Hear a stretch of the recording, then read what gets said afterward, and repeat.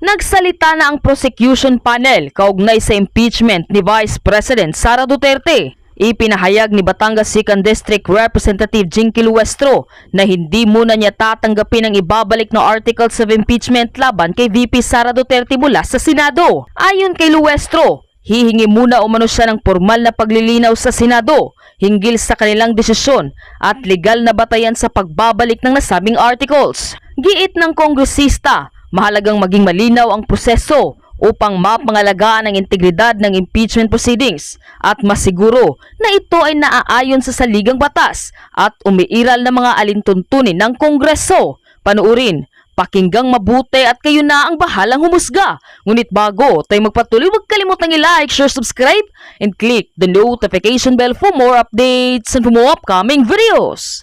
Maraming salamat! Pasensya na po. I know that all of you waited for this moment when the prosecution panel will finally give their comment to what happened last night in the Senate.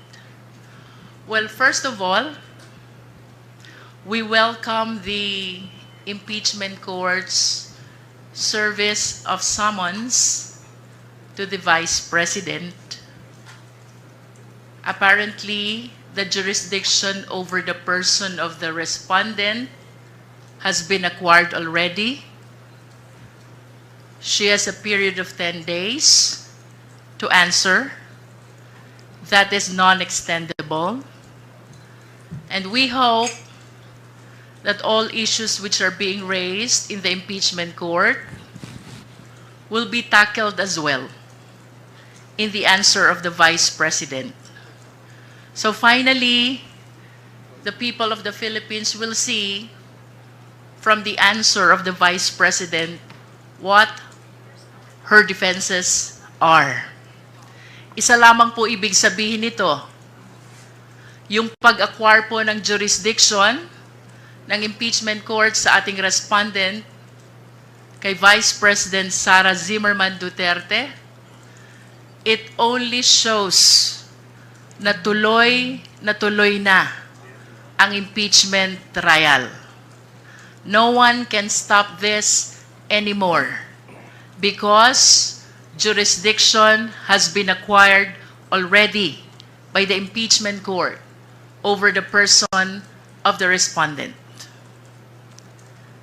Now, with respect to the action of the Senate last night, the impeachment court requiring us to issue a certification about the compliance with the Constitution with respect to the filing of the impeachment complaint, as well as the second order, and that is for the 20th Congress to confirm whether we will pursue this impeachment complaint. Medyo ang prosecution panel po ay nalalabuan dito sa naging order ng impeachment court kagabi. So we resolve to seek the clarification of the impeachment court. With respect to the first order about the certification pertaining to our compliance with the Constitution in filing the impeachment complaint, we maintain our position. Sumunod po kami fully and strictly to the requirements of the Constitution. We did not violate the one-year prohibition rule. With respect to the second order, it is impossible to be complied with because, first of all, 20th Congress doesn't exist yet. Tayo po ay nasa ika-labing-siyam na kongreso pa lamang. Mag-a-adjourn pa po and we will be looking forward na mag-convene naman ang pa-20 kongreso ng Pilipinas. That will be on July 28, simultaneous with the SONA. I wish to add, nakatanggap po tayo ng liham, or should I say, nakakita ng liham from the social media that the anticipated presentation of the articles of impeachment is canceled. Ang sabi po ng ating presiding officer ng impeachment court, the referral of the verified complaint to the impeachment court mooted already the presentation and the reading of the articles.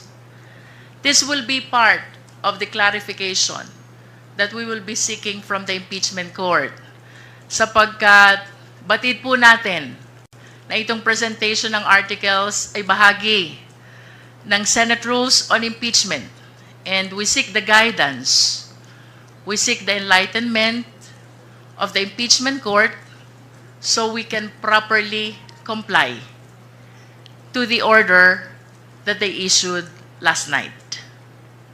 Finally, we wish to take advantage of this opportunity upang pasalamatan po ang taong bayan.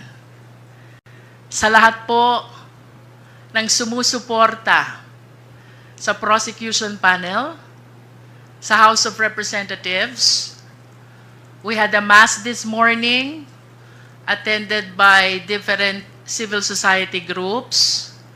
May mga nakasama po tayo religious leaders and even victims of EJK. Maraming salamat po.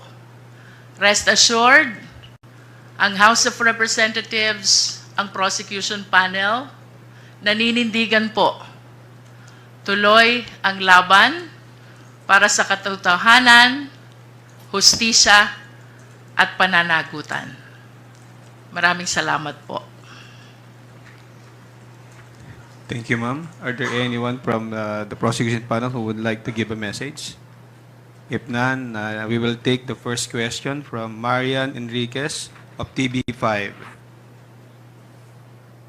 Good afternoon po.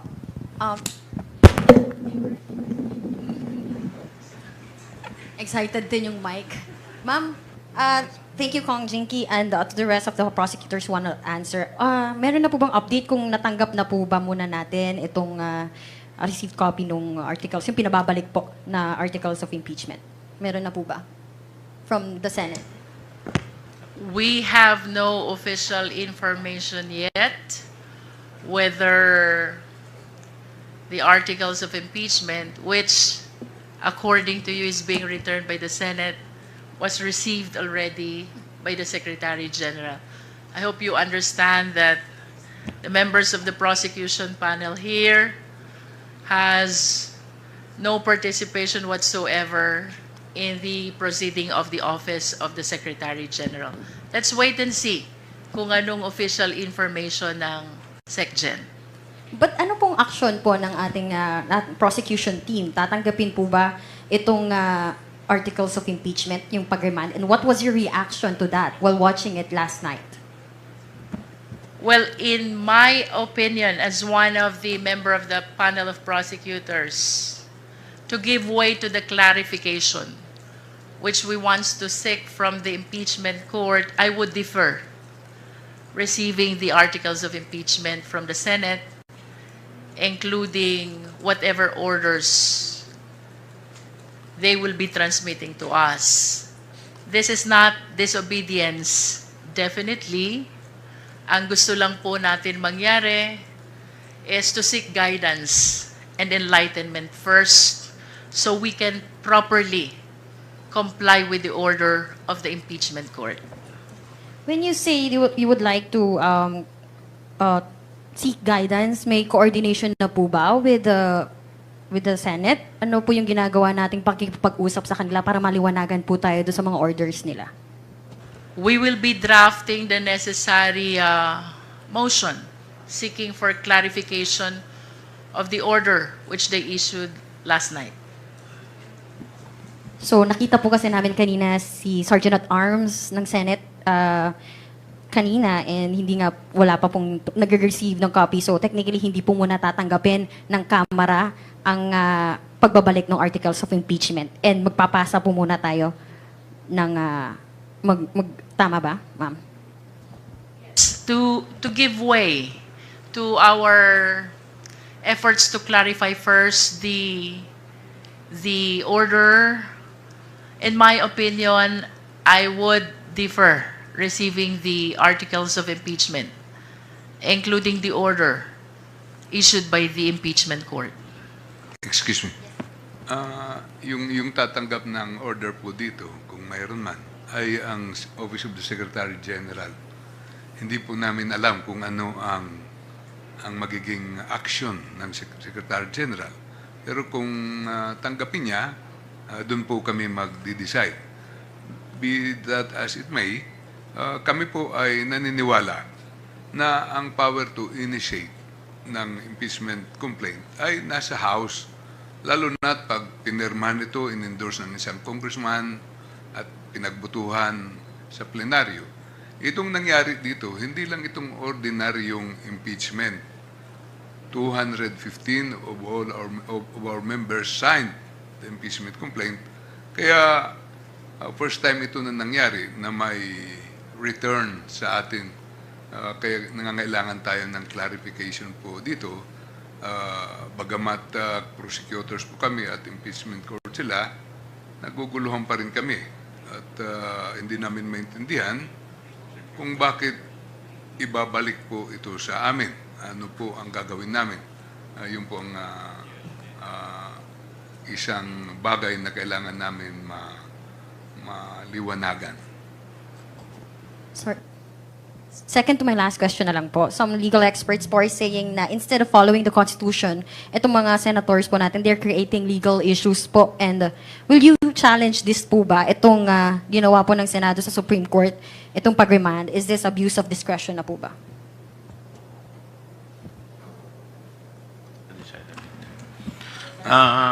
Ito pong sa ngayon, ang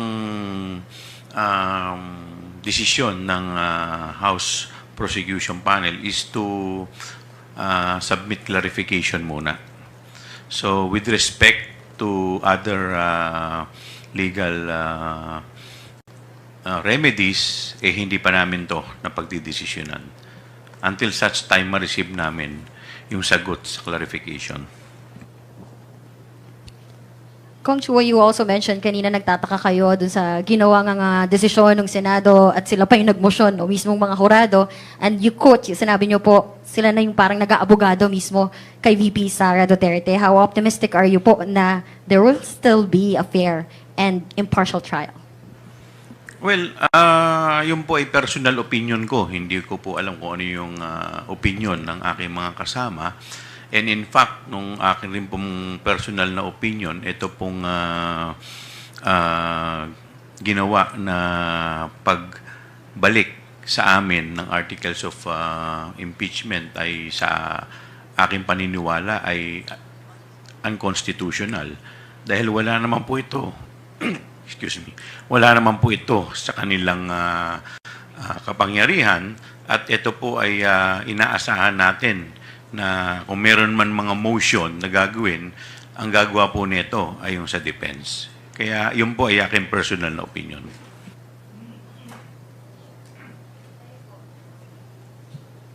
Anyone? Okay na po. Thank you. Thank you, Marian.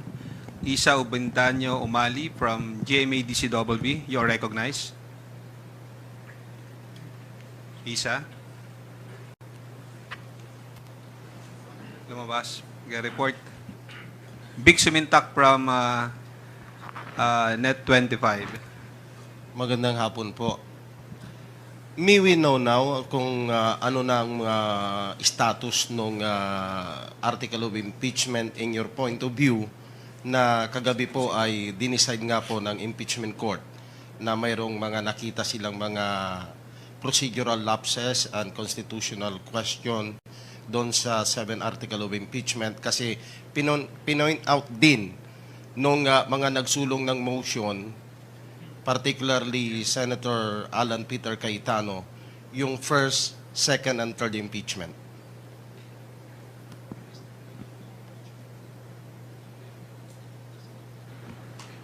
Sa tingin po namin, yung nangyari kagabi ay parang produkto ng ng compromise nila sa Senado. Paano silang matapos matapos yung usapin. Pero sa kabuuan ay tuloy ang impeachment, ang proceedings, ang trial. Kasi pinasagot na po yung ating Vice Presidente at binigyan siya ng 10 days to answer. Ibig sabihin, buhay na buhay dahil pag sumagot ng ating Vice Presidente ay matutuloy na. Bagamat, nandun na tayo sa period na patapos na ang 19th Congress at magsisimula na yung 20th Congress. Sa amin naman, may gusto silang hinging certification. Palagay ko po, gusto lang nilang makasiguro. Pero makikita po natin kung masatisfy kami sa hinihingi nila, wala namang problema nga yun. Parang certification requirement lang. At any rate, it is presumed that our duty has been, there's the presumption of regularity in the performance of official functions. Lahat ng nasa gobyerno, yan po ang presumption. At maliwanag ito na 215 na nag-endorse sa impeachment complaint. So, ang take namin, tuloy po ito. Sir, in your point of view as prosecutors, particularly Congressman o Woman Luistro, ma'am, na nag-acquire na ng jurisdiction yung impeachment court dahil pinadala na ng summon ang respondent.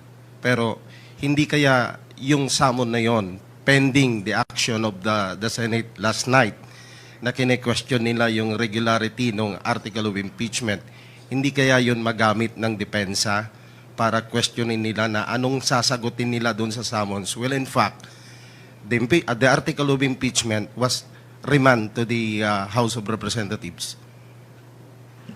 Under the rules, and even in ordinary courts, not just the impeachment court, yung service ng summons, that triggers acquisition of jurisdiction.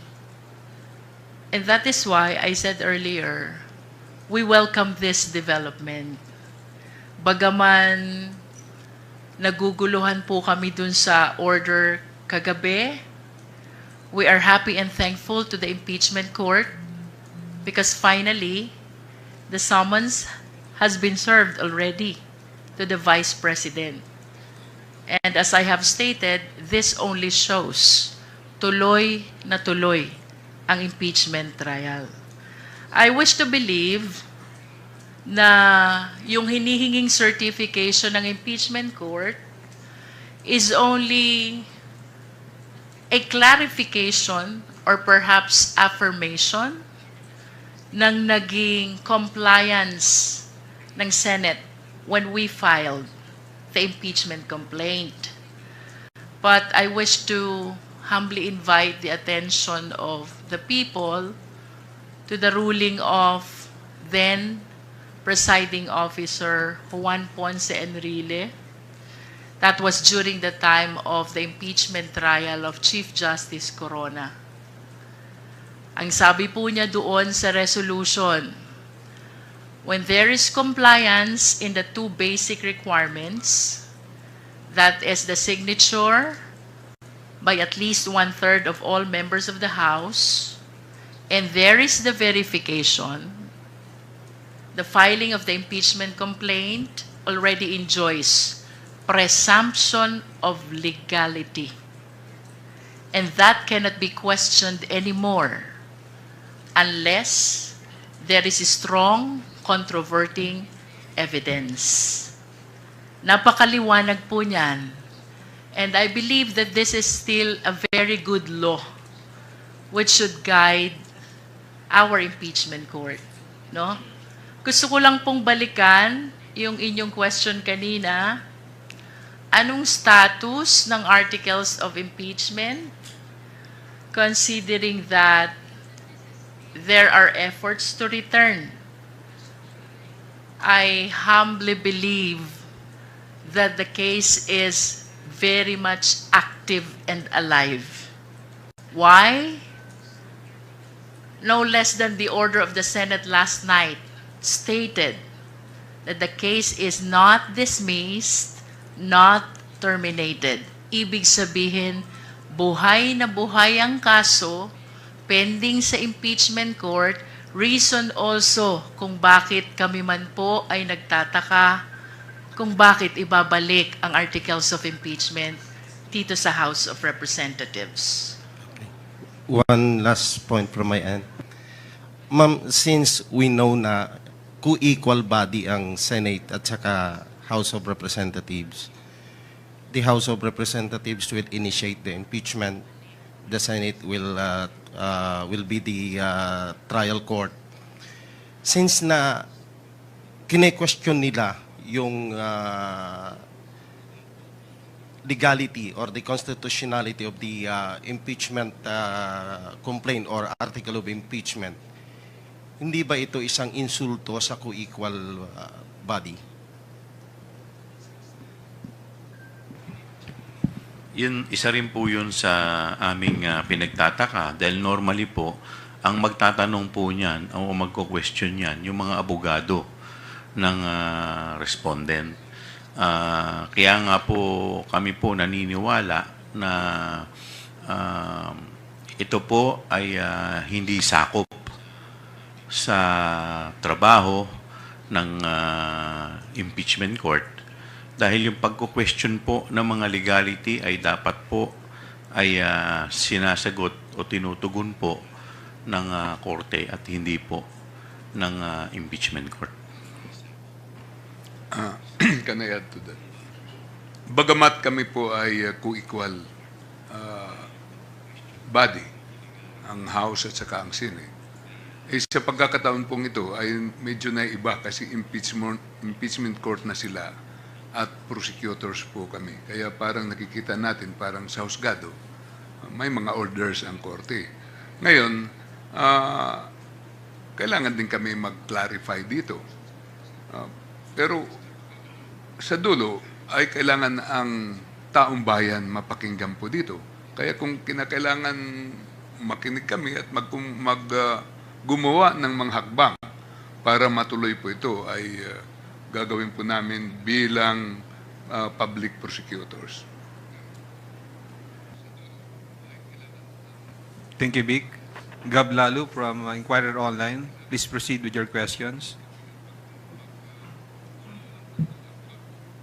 Sir, natanong na po, Sir and Ma'am, natanong na po kasi yung tungkol sa yung pagiging quasi-judicial ng impeachment court na merong mga proseso na ina-adopt yung impeachment court na galing sa mga regular na courts. Pero pwede kaya maging dahilan po ng Senate na dahil hindi naman sila korte, pwedeng mag-motion yung mga members ng yung mga senator judges. Pwede kaya maging dahilan yun. Kasi technically po, sa korte, di ba, hindi naman po nagmo-motion ng judge. Tumatanggap lang po sila ng motion. Pero dahil quasi-judicial po, pwede po kayang mangyari yun.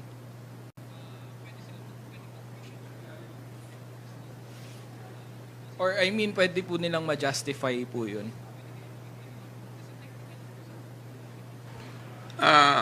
Medyo naiintindihan ko po yung pinanggalingan ng pagtatanong ninyo kasi nung nag-oath pa lang sila, kailangan silang maging impartial, di ba?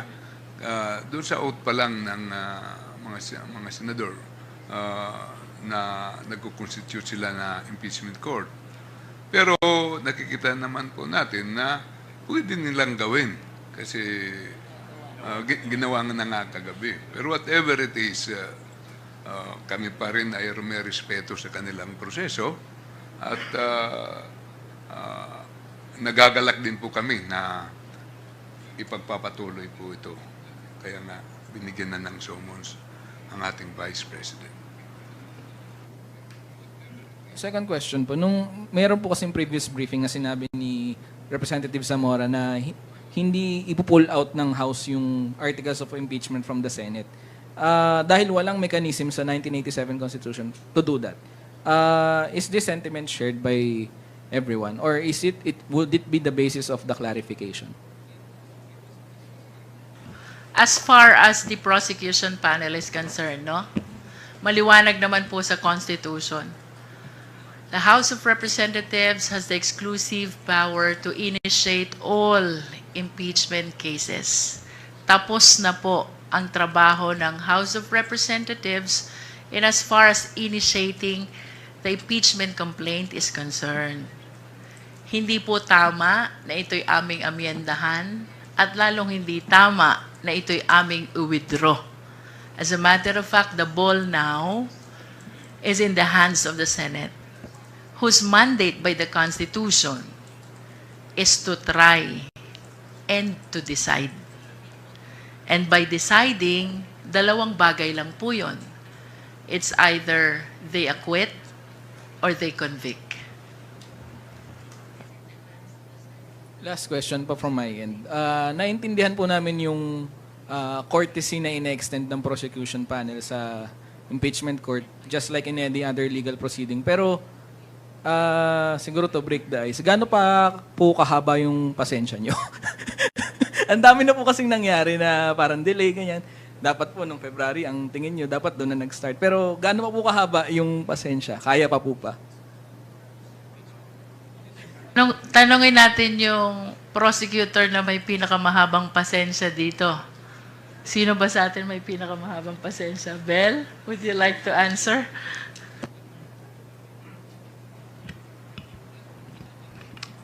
Opo, mapagpasensya po kami.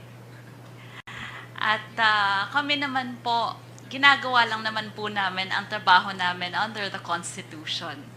So, kung ano man po ang sagot namin sa maski anong press briefing, maski anong interview, we are all united in following the Constitution, and lahat po ng gagawin namin henceforth will be under the Constitution and under the Senate impeachment rules. Yun lang.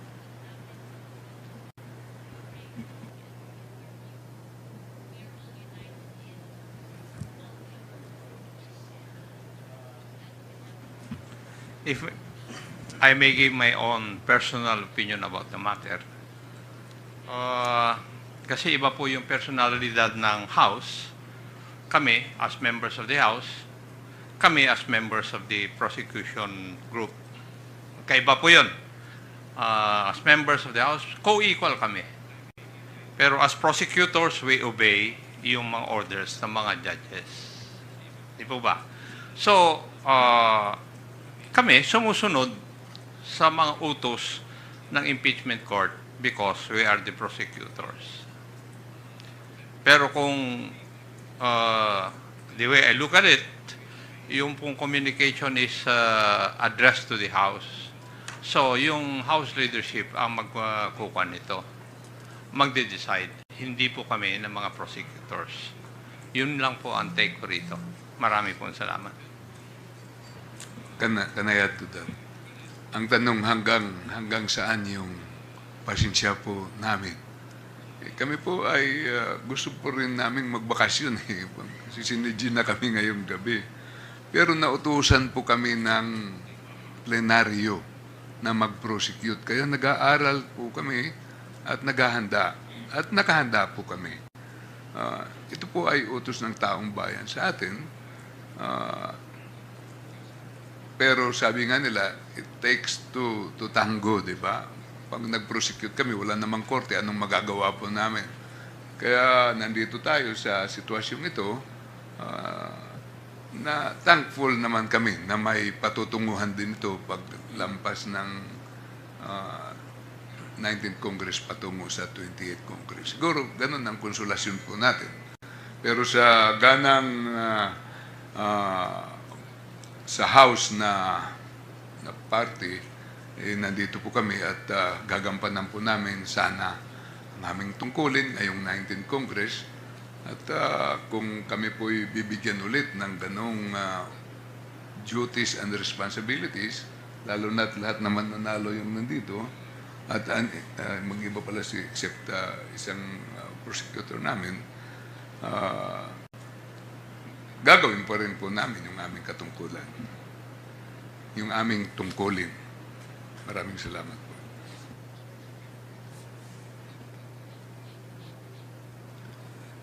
Thank you, Gab. Let us hear the next questions from Jonathan Andal of GMA 7. Ano pong guidance and directive ni Speaker sa inyo po tungkol dito sa pag-remand ng articles of impeachment? Meron po ba, if ever?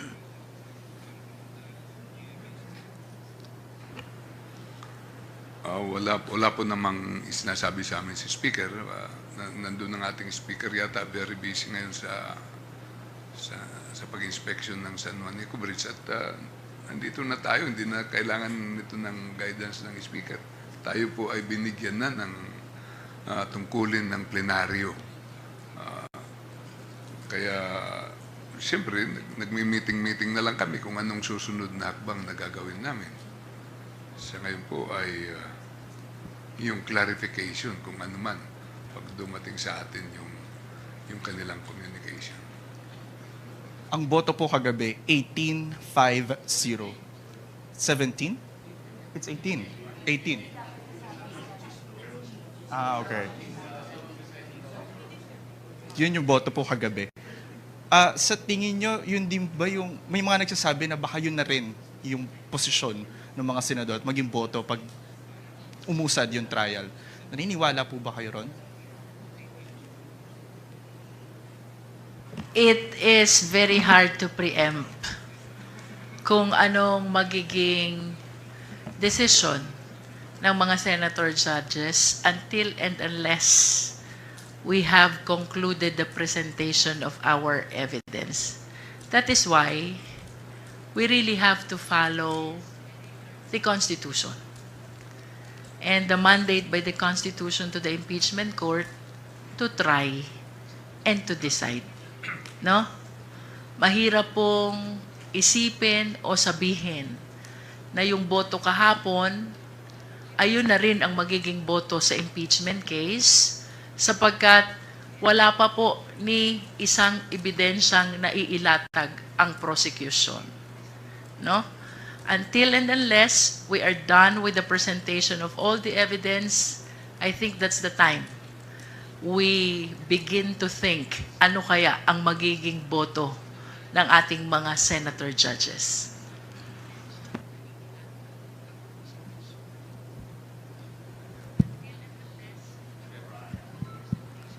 Are you done with your questions? Okay. Bibian Gulia from ABS-CBN. Go ahead. Okay. Ma'am, as far as the Senate is concerned, ang decision po nila ay i-remand sa House of Representatives yung articles of impeachment, but ang House po ayaw munang tanggapin itong articles of impeachment while seeking clarification. Will it be accurate to say na mayroon pong deadlock? I don't think so. We are not defying the order. We are not disobeying the order. What I said earlier, we are deferring the receipt until we are clarified on the actions taken by the Senate last night. Ano ba yung tatlong actions?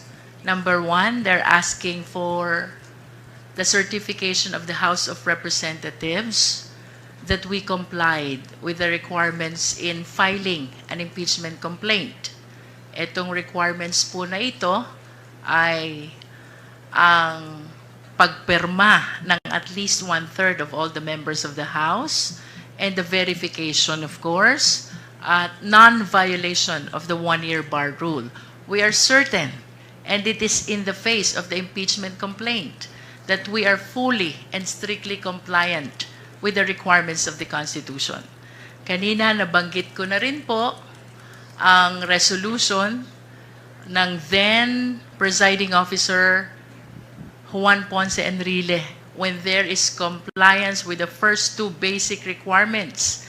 The filing of the impeachment complaint already enjoys the presumption of legality, that it cannot be questioned anymore unless there is strong evidence to the contrary. No?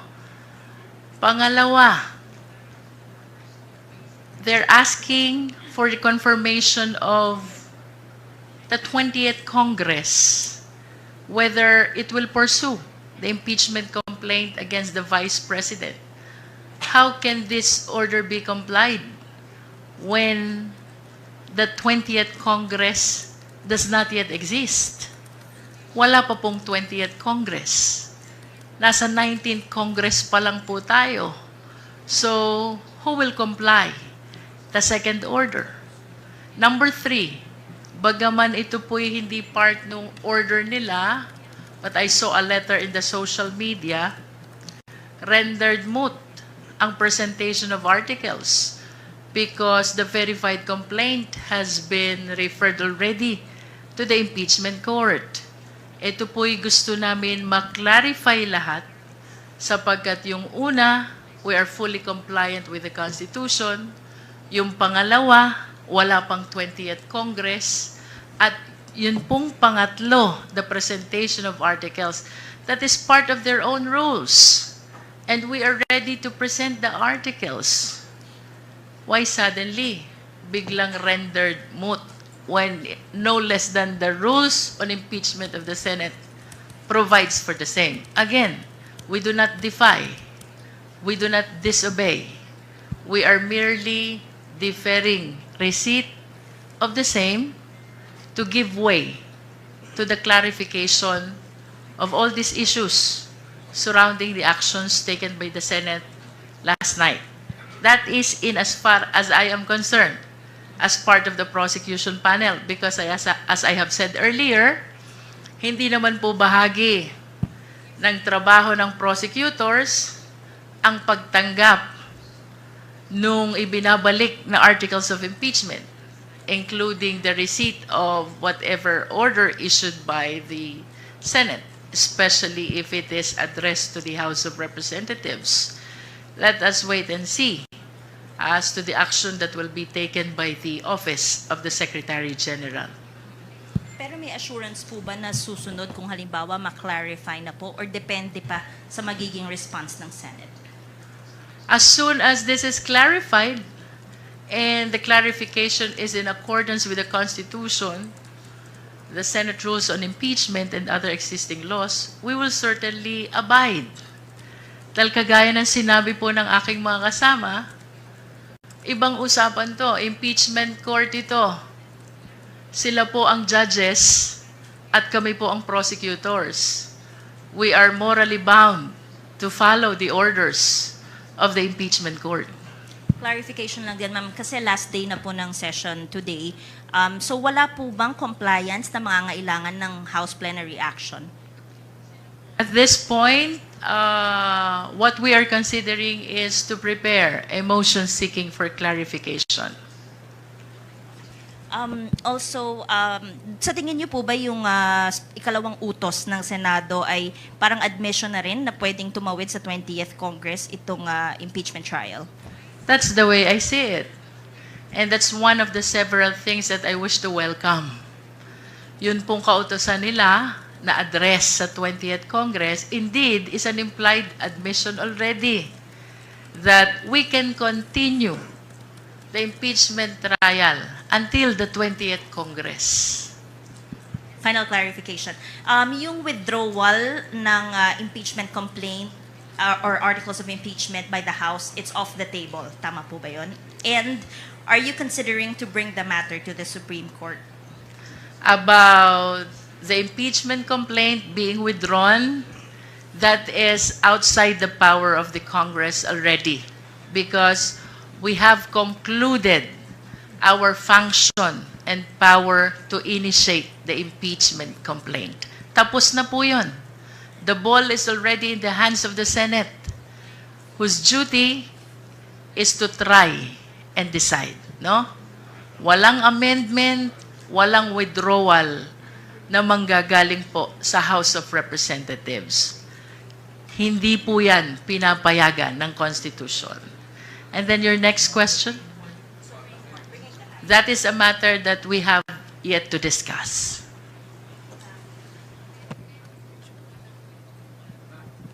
Ma'am, clarification lang.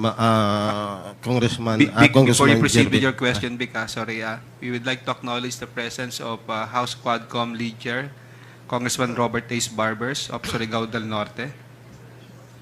Is your question, Vic, related to the question of Bibian? Okay. Yes. Okay, proceed. Ma'am Jervin, clarification lang. Kasi ang sabi ninyo, since nag-acquire na ng jurisdiction ng impeachment court doon sa impeachment case, doon sa nakita nyo na post sa social media that renders moot and academic, yung supposed to be today a presentation na ng article of impeachment. Miwi, no? Kumbaga, clarification, tinututulan nyo yung cancellation ng presentation since the impeachment court acquired the jurisdiction on the matter. We are not opposing. We are seeking clarification. And perhaps if the impeachment court will issue an order that the presentation of the article is impliedly complied with, we may accede to that. We are just following the Senate rules on impeachment. And the presentation of the articles is one of the significant part of their own rules on impeachment. Thank you, ma'am. Thank you, Vic. From Philippine Daily Inquirer, Krisha Subing-Subing is now acknowledged.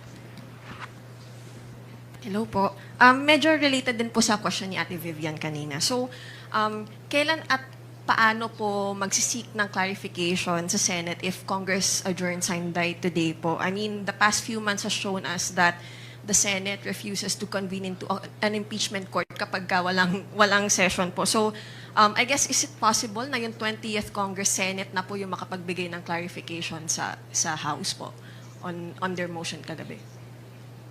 Can we address the question to the good-looking prosecutor, Rog Gutierrez?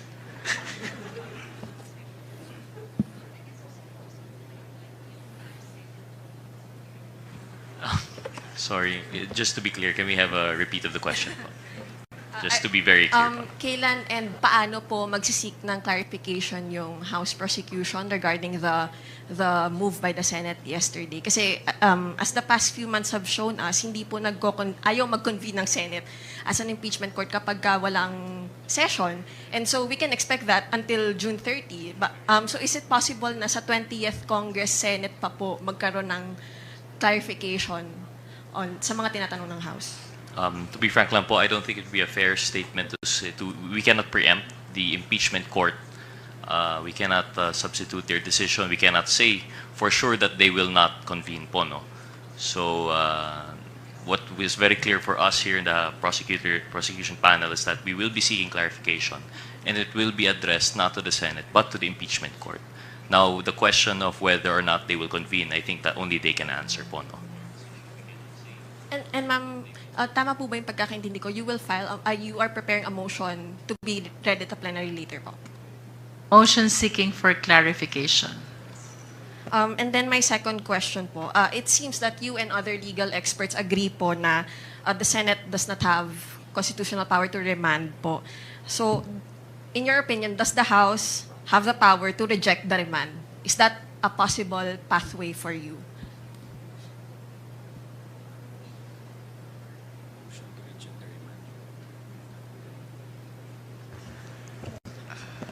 Rog, would you like to continue?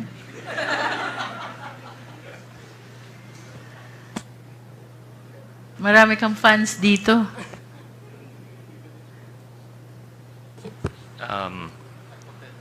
Of course, I don't know if we can speak for everyone po, no? But from our understanding and as per we have discussed earlier, I think it's very clear. Originally, although they are co-equal as members of the House and as members, senators, very different po in dynamics when we are now talking of the impeachment court and the prosecution panel. All that we can say for sure is that we believe that we have followed the Constitution. We are confident in that the proper processes were obeyed. So if there is that remanding, whether or not that would be within their powers, that would be something not for us to decide. Now, when it comes to the rejection, it's for lack of a better term, we would probably, like we mentioned, we would defer po, no? Just to be clear, so we are deferring for pending clarification. Now, once the response has been received, then again we will decide po, no, if it is clear enough that it is something that we can actually comply with po, no? I hope that would clarify it. Yun na po. Thanks, Kuya Ray. Thank you, Krisha. Mela Lismoras from PTV4.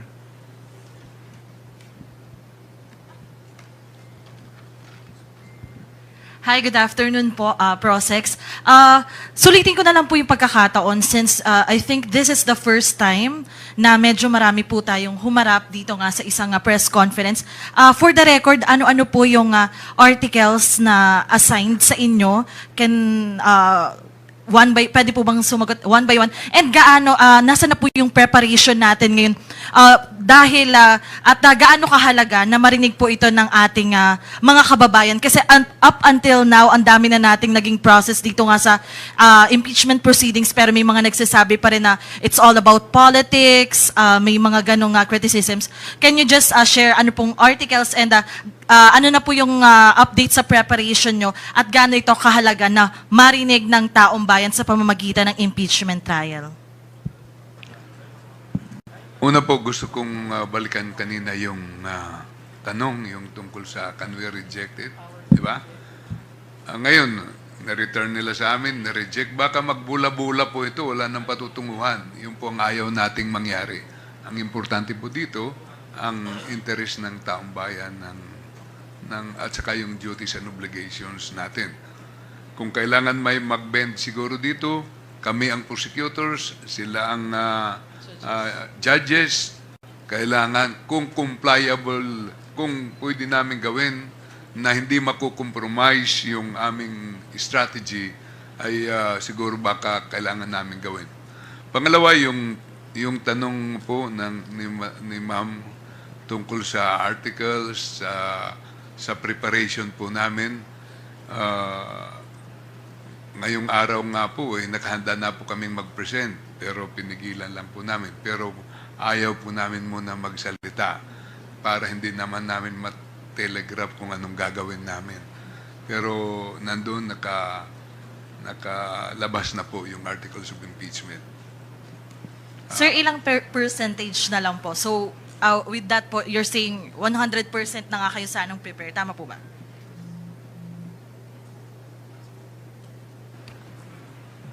Tama po. Thank you, Mela. Jongman Lapas from DZRJ.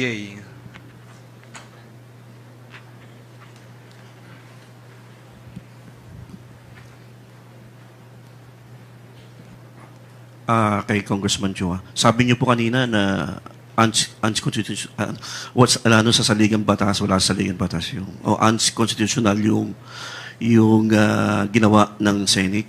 Sa palagay po ba ninyo magkaroon ng constitutional crisis po itong hakbang ng Senate? Siyempre, yun po yung iniiwasan po natin na mangyari yun dahil ang gusto po natin umusad itong impeachment complaint dahil at the end of the day, ito naman po ay ginagawa po natin dahil interesado rin po ang taong bayan na malaman tungkol po dito. So, sa akin pong paniniwala, ito naman po ay mariresolba ng maayos. At ito po ay gagawin po natin hanggat, sabi nga po kanina, kung gaano kahaba ang aming pasensya, hahabaan pa po namin para ma-resolba lamang itong kinakaharap nating impeachment. Sa palagay niyo po ba na mayroong pagmamalabis ang impeachment court nang ibinalik sa inyo kahit na sinasabi nga ninyo na wala sa Constitution yung hakbang nila? Kaya nga po magsasubmit po kami ng clarificatory questions para malinawan po kami kung ano po talaga yung kanilang mga ninanais. Sa reaction lang po, sabi po ni Senador De La Rosa na tantamount to dismissal na raw po yung impeachment case nang ibinalik sa inyo. Unang-una po, ang trabaho po ng Senado bilang impeachment court ay to try at hindi po mag-dismiss. So, inaantay po namin ngayon na gampanan po nila ang kanilang constitutional duty. Last na lang po, sabi ni po Senador De La Rosa, ginabayan siya ng Holy Spirit. Kanina po, nasa misa kayo, dinasalang kayo. Humingi po ba kayo ng gabay sa Holy Spirit din? Ang unang-una, lahat naman po tayo, yun po ang gusto natin, gabayan tayo ng Holy Spirit. Pero ang pinakatamang gabay po dito sa impeachment proceeding ay ang ating saligang batas.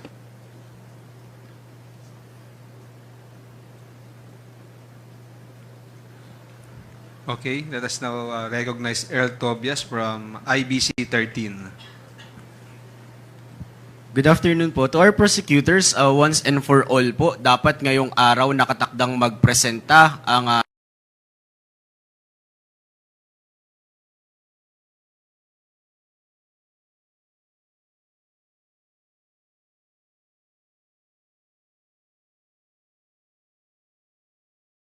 prosecution panel ng Articles of Impeachment sa Senado. Ano na pong mangyayari? Pupunta pa po ba ang prosecution panel ngayong gabi? O sabi po ninyo kayo na Prosec Libanan, kayo'y handa na sana pero napigilan. So ibig sabihin po ba hindi ito mangyayari ngayong last session ng Senado?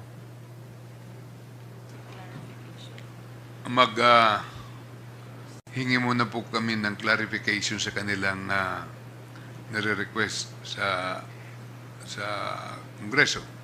Hindi na po kami muna matutuloy magpunta doon. Ano naman ang gagawin namin? Kasi ang dapat na gagawin namin on their invitation, in-invite tayo nung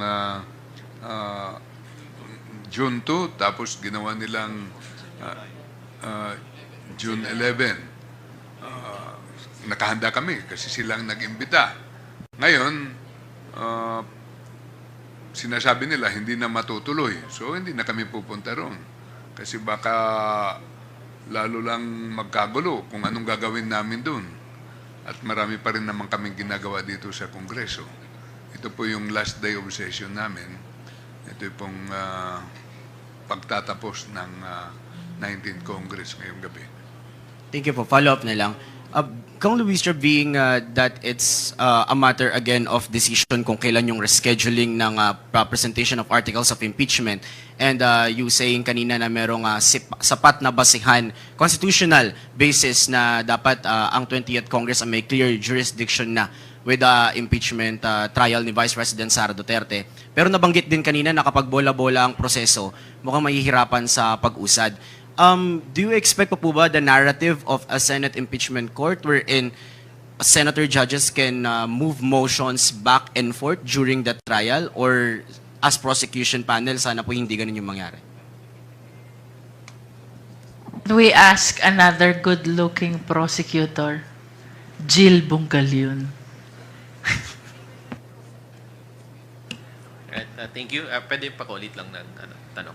Basically, Prosec, kanina nabanggit po ni Prosec Libanan na kung bola-bola yung proseso na parang back and forth nga na kaninong korte ba yung desisyon. Do you expect po ba ay Senate impeachment court whereas ang naratibo ay may magmumove na motion na senator judge between or sa kasagsagan mismo ng trial, and merong mga proseso na atras, merong mga proseso na abante, whereas Prosec panel, sana po ba ay hindi ganun yung mangyari? Well, as a prosecutor, as a member of the prosecution panel, we expect that they will expedite within a reasonable frame yung conduct ng trial. And as much as possible, we want to avoid this kind of motion because it amounts to dilatory, no? Nadidelay lang po yung impeachment. So, we are guided under the Constitution that the Senate shall have the power to try and decide the case. So, malinaw naman dun eh. We should proceed with the trial, and I guess all the members of the prosecution panel are ready with the trial. Thank you, Earl. It's your turn now. Dwight De Leon from Rappler. Hello po, good afternoon. Yun pong sa request ng Senate, yung sa motion nila, dalawa nga po yun, and you've mentioned already that the second part of the motion cannot be complied with because the House is currently in the 19th Congress. So, do you think that the delay is deliberate, the Senate is deliberately delaying the impeachment trial? let's ask one more good-looking prosecutor. Congressman Keith Flores. Intentionally delaying it, medyo mahirap yan na question but they could have, yeah, we cannot speak for them, no? But then again, di ba, paulit-ulit din nilang sinasabi, but Chiz has been saying that they cannot bind the 20th Congress Senate. Yet, in their orders, they're making us comment for the 20th Congress. So, back to them, di ba? Sila na may sabi nun, tapos sila din naglagay sa order nila. And it's very impossible to comply with such an order. So if it's impossible to comply with such an order, how can we move forward if it is a condition of moving forward? Kaya sinasabi namin na parang dapat it should be baliwala lang yung order na yun kasi it's impossible to do as of the time. So in the House Prosecution Panel's view, do you think the Senate is delaying the process, deliberately delaying the process? I cannot speak for everyone, no? But for me, yes. Sorry. Okay po. By asking the House po to issue a certification that the House did not violate the Constitution, was the Senate, do you think that the Senate was already putting a premium on the arguments presented by by Sara Duterte's camp? Because yung mga arguments kahapon ni Nabato, seconded by Senator Bongo, it was in all of those were in the petition filed by Sara Duterte with the Supreme Court. Specifically, yun nga po yung violation of the one-year bar rule. Do you think that the Senate is already, or the impeachment court rather, is already putting a premium on those arguments even before hindi pa tayo dumidiretso sa full trial proper?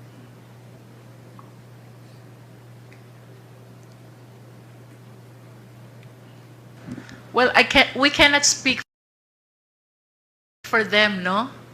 But in as far as the prosecution panel is concerned, that is not really an issue because we are certain that we strictly and fully complied with the requirements of the Constitution with respect to the filing of the impeachment complaint, including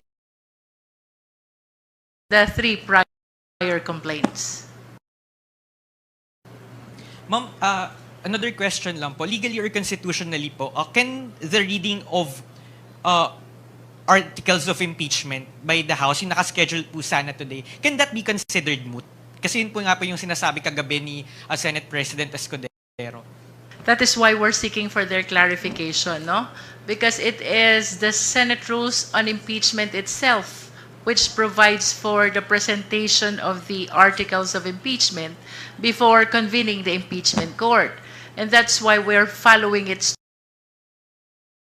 strictly and receiving or seeing a letter which says that it is canceled because it is mooted by the referral of the impeachment complaint to the impeachment court raises an issue for the prosecution panel. Ano ba ito?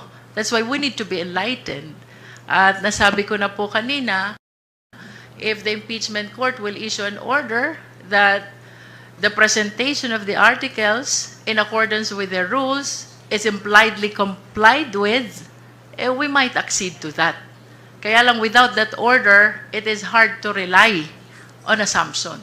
And sa statement niyo po kanina, sa opening statement po ninyo, you said na buhay na buhay po yung impeachment trial. Why did the House Prosecution Panel choose to adopt that view considering na may ibang well, sa Senate Minority Bloc, mayroon silang sentimiento na yun ngang pag-remand ng kaso ng impeachment articles sa House of Representatives is tantamount to a dismissal or functional dismissal or tantamount to termination of the proceedings?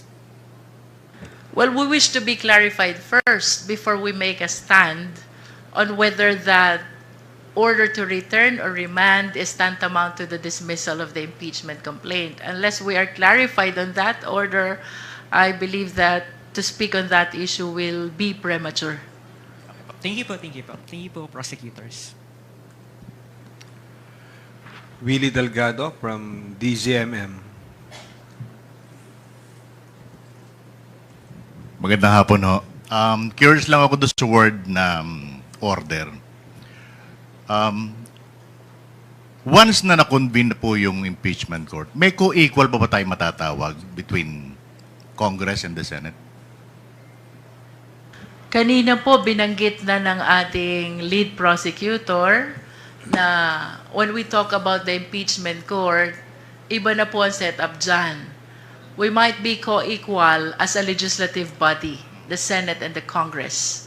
But when we speak about the impeachment court, they are the senator judges and we are the prosecutors. I believe we are obliged to comply with their orders. So you're bound to follow. To follow the orders. For as long as the orders are within the bounds of the law. Okay. Meron pa po ba tayong magaganap na reading of articles in the future? That will be one of the matters which we seek to be clarified. Okay. One last point. Pwede po bang bigay ng malinaw na kung ano yung kinahinatnan ng tatlong articles, impeachment complaint versus dun sa pang-apat? Kasi kung babalikan natin yung mga statement kagabi ni Senator Alan Cayetano, indirectly meron siyang tinutumbok na na parang nagkaroon ng error during the process. Specifically, yung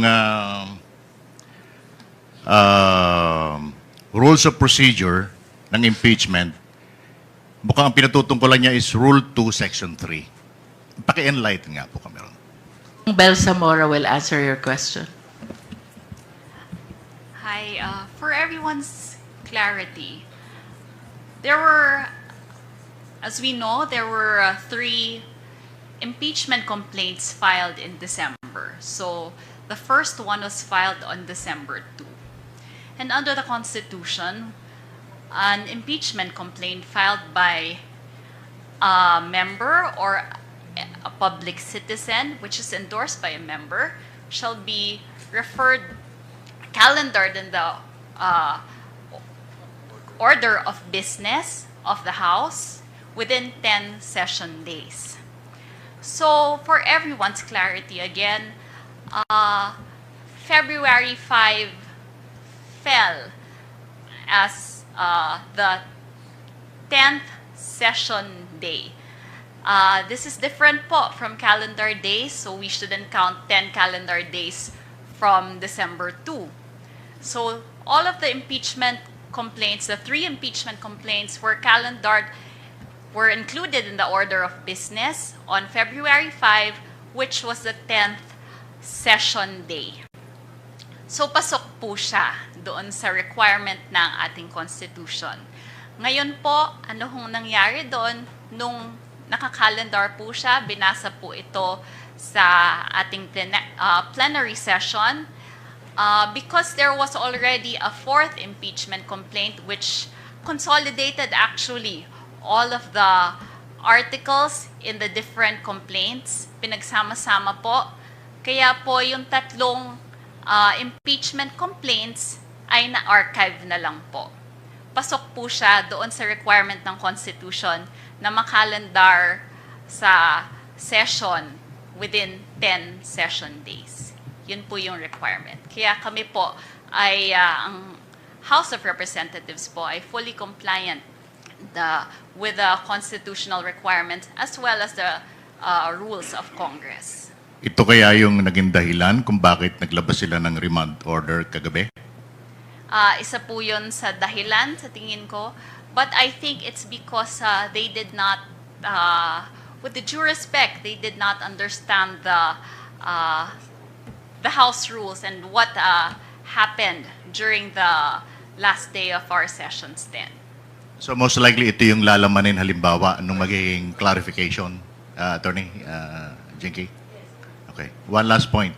May nakikita ho ba kayong victory with the numbers ng mga senators na umayon para i-remand yung articles of impeachment? 17 versus 5. Sabi ko na po kanina, it will be improper to preempt the judgment of the senators senator judges until and unless we have concluded the presentation of our evidence. We are confident. We have strong 7 articles of impeachment supported by ample and convincing evidence. Thank you po. Thank you. Pamela Vasquez from DCMM, sorry.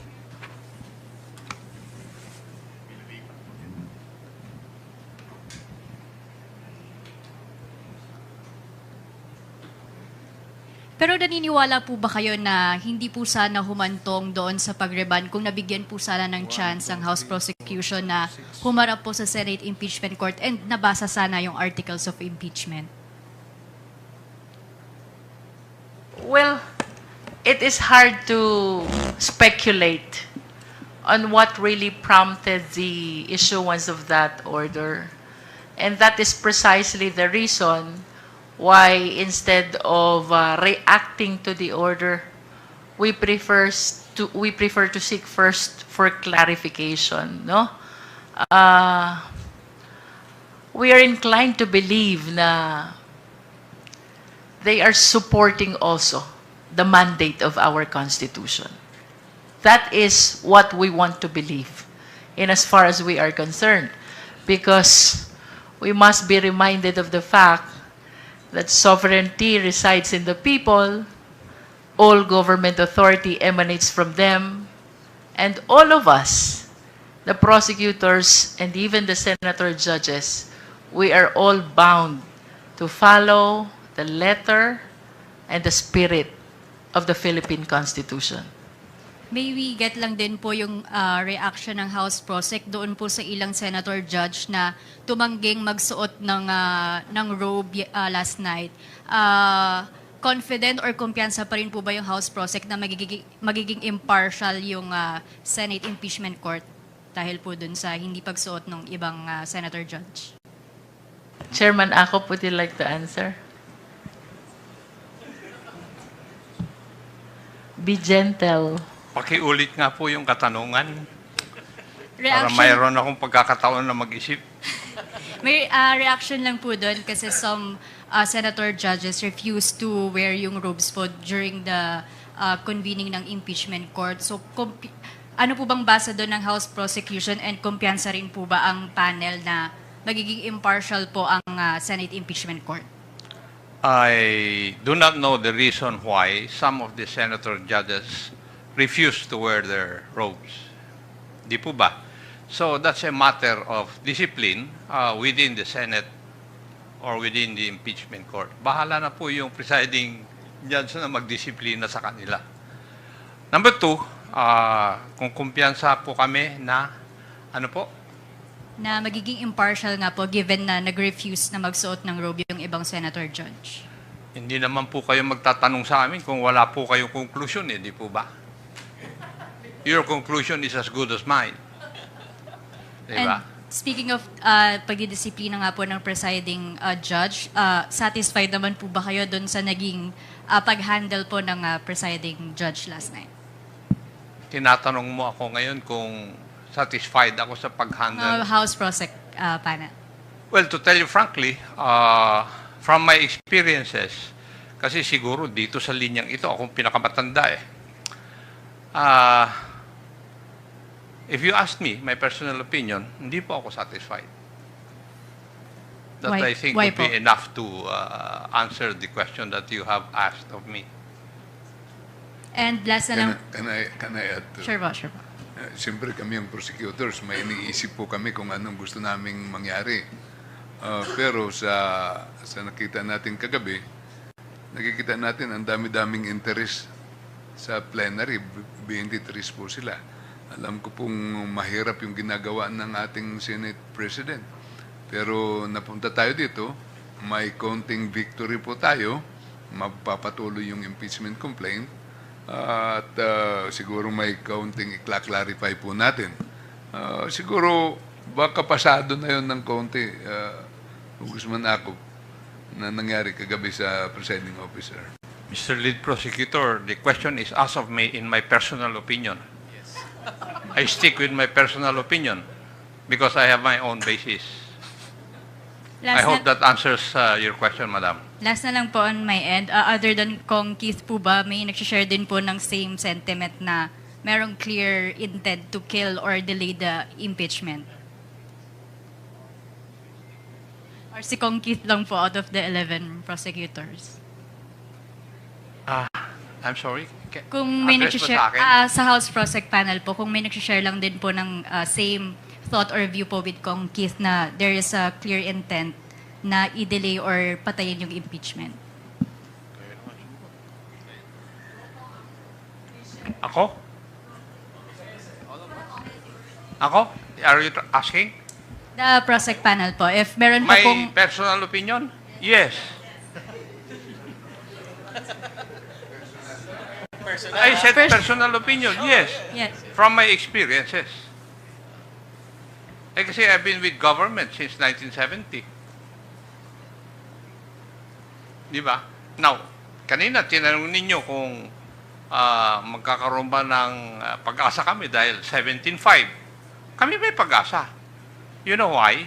During the ERAP impeachment trial, they had the numbers. Pero bakit nagbaliktad? Kasi nakita na yung ebidensya eh. As the gentle lady from Batangas said, wala pang naiprepresenta na ebidensya. Siguro pag nakita na ng mga tao at saka yung mga senator judges yung mga pieces of evidence, baka magbago po ang isip nila. So, yun po yung ibig sabihin ng sinabi ni Congressman Jingky. I think that's my take. Marami pong salamat. Thank you po. Risha Subing from Inquirer for today's last question. Sorry po. Kong Jingky, sorry po, follow up lang po. Yung motion po na pinaprepare niyo po, that is for the plenary or for the impeachment court po? That is for the impeachment court. That is for the impeachment. So, hindi po siya i-file today? We wish to file it today. Okay. And then my last question po. Kanina po, it seems na your individual stances is that unconstitutional nga po yung ginawa ng Senate ng pag-remand ng articles of impeachment sa House. And yet, you're also signaling na you're willing to comply with the Senate, the stipulations of the order of the Senate. Hindi po ba siya two conflicting positions? I mean, if you give in to the Senate, and we assume that it is unconstitutional, then essentially being complicit also in that unconstitutional move. Let me restate my position with accuracy. No? I said we will be seeking for clarification first, and that's why we will be asking for, we opted to defer receiving the orders as soon as we are clarified about the issues surrounding the order of the Senate last night. For as long as they are within the bounds of the law, the prosecution panel will comply. So these are not two conflicting positions for you, ma'am? I believe so. It is, we are now in a choice between being combative or cooperative, di ba? Mamimili kami kung magiging-combative kami o cooperative sa husgado. Sa korte, pag matapang ka masyado, baka malamang matatalo ka. Pero pag nagko-cooperate ka sa orders ng korte at naipresenta mo yung ebidensya, malamang mananalo po kayo. Kaya yung strategy namin is to act as prosecutors in front of impeachment judges, di ba? So, kaya ganun po ang aming ginagawa. Thank you, House Prosecutors Luistro, Zamora, Acop,